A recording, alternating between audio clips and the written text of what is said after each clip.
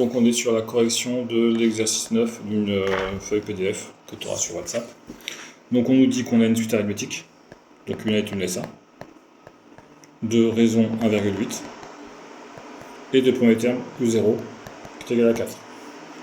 On a une première question qui nous dit de calculer U1, U2 et U3. Donc vu que c'est une suite arithmétique, c'est-à-dire que pour passer d'un terme au suivant, on rajoute toujours la raison qui vaut 1,8. Donc U0 il vaut 4, et HH plus 1,8. Donc 5,8, de nouveau 1,8, 8 et 8, 16, si je retiens 1, 7,6. Ici, 8 plus 6, je sais pas comment ça fait, 14, je retiens 1, et 7, 8, 9. 9,4, c'est ce que tu as trouvé? Ça marche pour ça. Après, donc là c'était juste calculer les 4 premiers termes. Après on nous demande d'exprimer UN plus 1 en fonction de U de N. C'est la définition d'une suite arithmétique. La définition primaire, première d'une suite arithmétique, c'est qu'une SA, ça s'exprime sous la forme le terme d'après égale le terme d'avant plus la raison. Il ne reste plus qu'à appliquer. On va préciser n appartenant aux entiers naturels. Donc un plus 1 est égal à un plus la raison qui vaut 1,8. En général, quand on donne une suite arithmétique, une définition récurrente, on donne aussi le premier terme. Mais là, dans ce cas-là, c'est pas obligatoire parce qu'on demande juste d'exprimer un plus 1 en fonction de u de n. Et j'ai répondu à la question en faisant ça. Troisième question, exprimer un en fonction de n. Pareil, définition d'une suite arithmétique. Ça, c'est une définition. C'est de la définition récurrente. Et ça, ce sera la définition explicite. Un est égal à U0 plus n fois R. Et on remplace. On va juste préciser n appartient aux entiers naturels. Donc un est égal à U0, on va dire que c'était 4, plus n fois 1,8, donc plus 1,8 n. Après, petit 4, calculer U100. Alors je ne vais surtout pas utiliser la définition récurrente que je mets en bleu ici, ça va être trop compliqué, parce que pour calculer U100 avec cette définition, il me faut 99. Et pour avoir U99, il me faut 98. Donc bien sûr, je vais utiliser cette définition-là. 4 plus 1,8 fois 100. Ça fait 4 plus 180.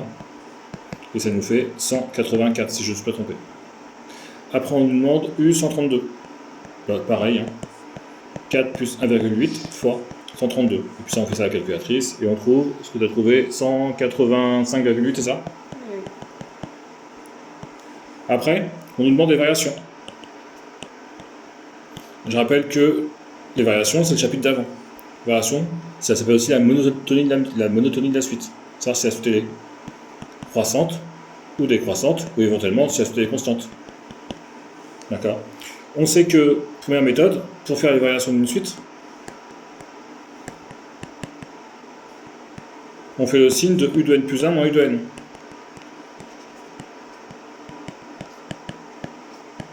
U de n plus 1, on connaît, il est là. C'est ce qu'il y a en vert ici. Donc ça fait un plus 1,8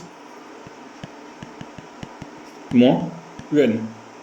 Ce moins-là, c'est celui-ci. J'élimine mes U de n, ça fait 1,8. D'accord. C'est ma raison que j'obtiens. Et c'est positif. Donc ma suite est croissante. UN strictement croissante. Ou, tout simplement, on met une petite phrase. Donc c'est soit tu fais ça, d'accord, ou tu fais ce que je suis en train de faire ici. On sait que U de n est égal à une SA, avec R qui est égal à 1,8, ce qui veut dire que ta suite est croissante.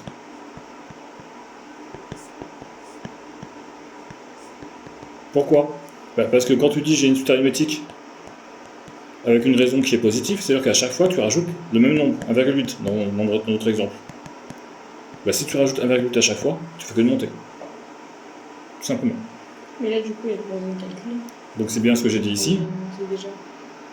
Soit tu fais la méthode de la semaine dernière, un plus 1 moins U de n, tu obtiens de toute façon ta raison.